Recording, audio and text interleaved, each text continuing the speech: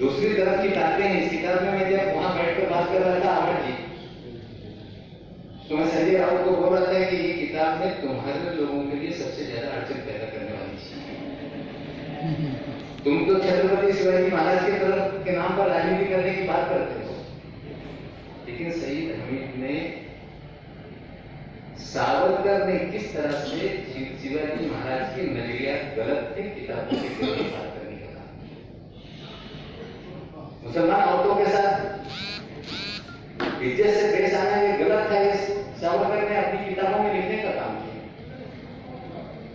मुसलमानों को इज्जत से जिंदगी जीने का अधिकार देना चाहिए, सावरकर ने अपनी किताब में लिखने का काम किया। इस किताब के जरिए शहीद हमीद ने इस बहस को आगे बढ़ाने का काम किया। मैंने राउत साहब से कहा कि ये किताब तुम्हारे लिए तो परेशानी का वास है। एक तरफ आप कहते हो कि छत्रपति शिवाजी महाराज के राज्य निर्माण को लिखी है, लेकिन दूसरी तरफ सावरकर का गाना गाते हो तो कैसे चलेगा? ये किताब तो आपकी परेशानी बढ़ा देगी। बोले नहीं, आप उनसे बात करो, ये किताब हम लोग सामान्य ऐसे ही चाहेंगे। हमें लगता है ठाकुर बदल रहे हैं तो राउत भी बदल रहे हैं।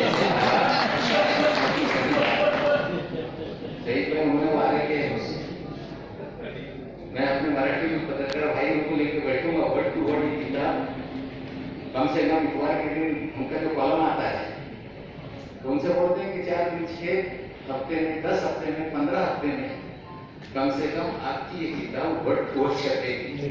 तो अगर वो बदलना चाहते हैं तो कम से कम उनके सामने पढ़ने लिखने वाले फॉलोअर भी कुछ बदले, ये भी हमारा मकसद होगा। बहुत सारी बातें नहीं करना चाहते। आपने एक तो बातें यहाँ पे की कि आपका मकसद है, एक आप तहरीर चलाना चाहते हैं कि मराठी सीखो और उर्दू सिखाओ।